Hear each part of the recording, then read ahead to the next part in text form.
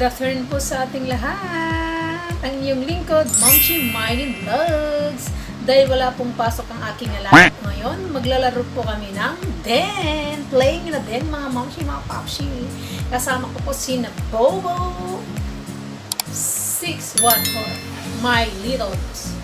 So playing in a den. No, it's your little train. Then, okay, with the story about Peppa. No, it's Rebecca. Rebecca Rabbit. Okay. Then namin mga Mamsi, mga Popshi. Naglagay ako ng blanket. Baby little boss 505 Get inside the den. Baby 610. Yan, nandito na yung madaldal na.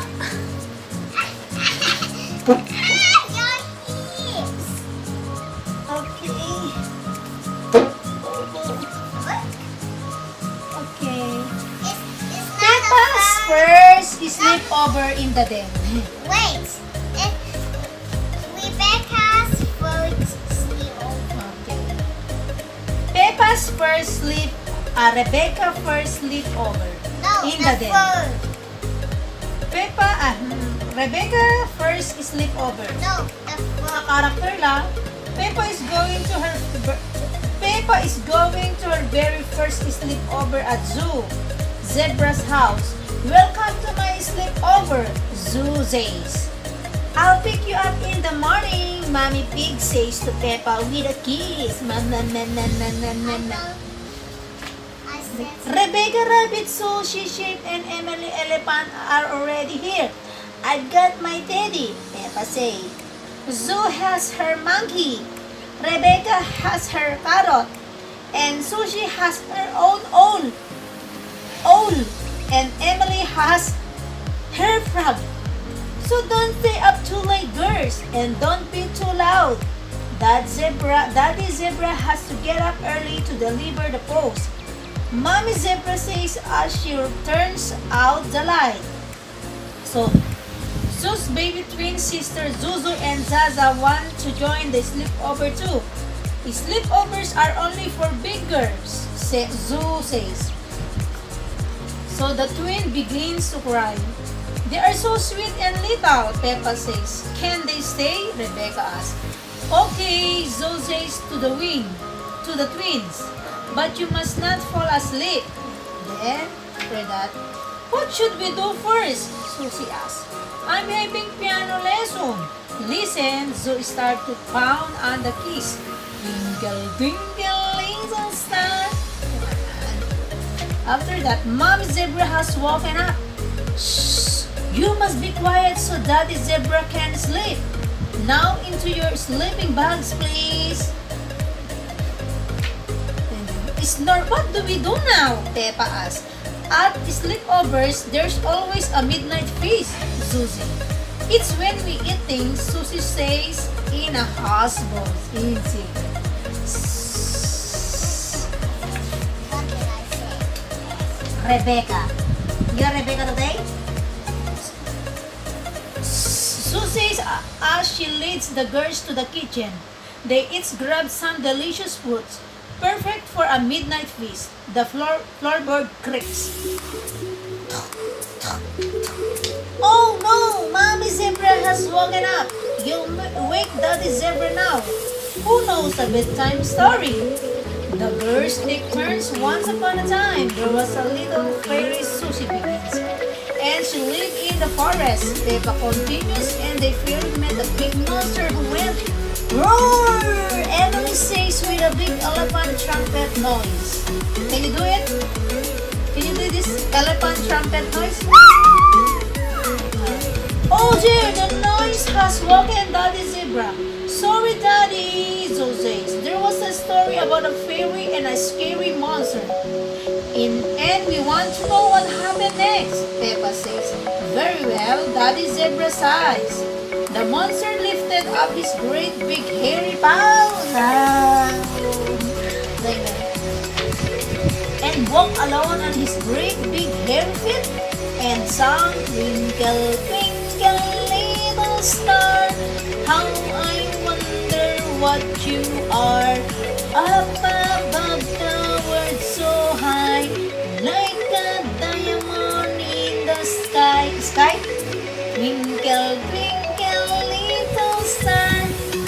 What's the next? How I wonder what you are. Daddy Zebra sings gently as he plays the piano. Daddy Zebra's song has sent everyone to sleep. So everyone sleeping. Wow, the end. So the title of the story is all about Peppa's first sleepover. So the second story, Tiny Creatures. So the second one is Tiny Creatures. Tiny Creatures. Peppa Pig. No. Rebecca. Peppa and George are helping Grandpa Pig to pick vegetables. Grandpa Pig hands Peppa lettuce. Okay, go out on your den. Too small your den. We are not enough. Bobo, be careful, Bobo, ah. Bobo has a den. Peppa can see something sitting on the lettuce. There's a horrible monster, she snored. So what's that? That's just a little snail, says Grandpa Pig. Grrr, monster, says George. George likes the snail. Suddenly the snail disappears. Where's he gone? Asks Peppa. He's hiding in his shell, exclaimed Grandpa Pig. What's that? Tiny creature.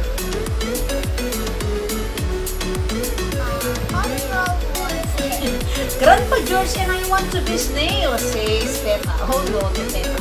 Well, says Grandpa, these baskets can be your shells. I'm going to eat up all Grandpa's lettuces, Peppa laughs. Okay, keep up my lovely lettuce, you cheeky snails, calls Grandpa Pig. And when Grandpa Pig shout at me, giggles Peppa, I'll hide inside my little house, monster, says George. Here are Peppa and George's friend. Can we be snail too? They ask. Well, says Grandpa Pig, you could be something else exciting from the garden. What's that buzzing sound? Asks Peppa. What's that? It's coming from the little house, says Susie. It's a bee house, explains Grandpa Pig. It's called a hive. What do you call this one? Bee house. A hive. The bees collect nectar from the flowers and then fly to the hive to make it into honey. And then make a honey. I like honey, says Peppa. Let's pretend to be bees. Bzzz. Hehehe, what busy bees? Laughed Grandpa Pig. Grandpa Pig has been baking a bread. Would you bees like some toast? She asked. Yes, please, says Peppa and her friends with lots of honey. I like being a bee because they eat lots of lovely honey, says Susie. I like being a snail, snored Peppa, because they eat all Grandpa's vegetable. You pretend a snail? I'm not Peppa. You pretend what? Rebecca? Rebecca Rabbit. Next story, please. Next story. So, Daddy Pig's office. You show them first. The third story is all about Daddy Pig's office. Today's as a special treat, Peppa and George are visiting Daddy's Pig office. Daddy Gran, what do you do at your office all day? Asks Peppa. Lots of fun things, replies Daddy Pig. We're here, he tells the children as they arrive at very tall building. So, hello, says Daddy Pig into the intercom. Hello, Daddy Pig, says a voice. Can I press the button? Peppa asks. Hoo, hoo, hoo. Of course, Peppa. Daddy replies. So, my office is at the top. We have to go up in the lift. Daddy Pig tells the children. Can I press the button? Snort. Asks Peppa excitedly. I think it's George's turn. Press the top button, please. George says Daddy Pig. The lift takes them to the top floor. Hello, everyone, grunts Daddy Pig. Hello, says Mr. Rabbit and Mrs. Cat. Oh? They work with Daddy Pig. I have two special visitors with me today, Peppa and George, says Daddy Pig. Let's begin a tour, suggests Daddy Pig. Mr. Rabbit, can we start at your desk? We certainly can, replies Mr. Rabbit. My job is all about numbers. Huh? Numbers? It's my favorite. Yes. I take important pieces of paper and stamp them with a rubber stamp. Mr. Rabbit tells them. Wow, that's the children. Peppa likes stamping paper. Stamping paper. Toot, toot, toot, toot. Hoo, hoo, hoo. On with the tour. Next is Mrs. Cat's desk, exclaims Daddy Pig. Hello, Peppa and George, says Mrs. Cat. My job is all about drawing shapes on a computer. Wow, everybody busy. Can I try? Asks Peppa. I think it's George's turn, says Daddy Pig. Yes, it's your turn to work, George, says Peppa. Snort, agrees George. Mrs. Cat helped George make lots of blue triangles. Grunt, grunt, grunt. Now we print the triangles out, Peppa cries. The printer spit out sheets of paper everywhere. Look, oh. Hehe, George and Peppa think it's hilarious. Do you want to see my desk? Daddy Pig asks. Yes, please, Grunt, says Peppa. So, look at the clatter, clatter, clatter, clatter. Then Daddy Pig's job is very important. Do you use stamp or a computer? Asks Peppa. No, replies Daddy Pig.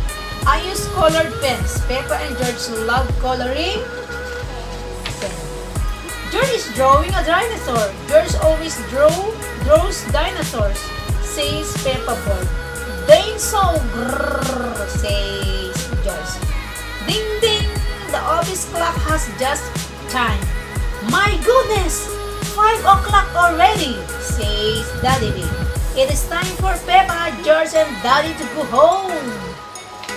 So, you've been doing my job very well, snort Daddy Pig. I like doing Mrs. Rabbit's job and I like doing Mrs. Cat's job. But I like doing your job the best, Daddy, says Peppa. Peppa and George have had an excellent day at Daddy's Pig office. The end! It's a very special day for Peppa and George. They are going in the work with Daddy Pig. Find out what adventures they have in his office. So, finish Daddy's Pig office. The last story. No, how last? Yeah. Okay lah. Huh. We say bye-bye? No. Bye-bye! Oh no! Finish! Not Finish! See you on the next video, mga mamsi, mga popsi. I don't want to turn off. Bye-bye! See you in our next video, mga mamsi, mga popsi.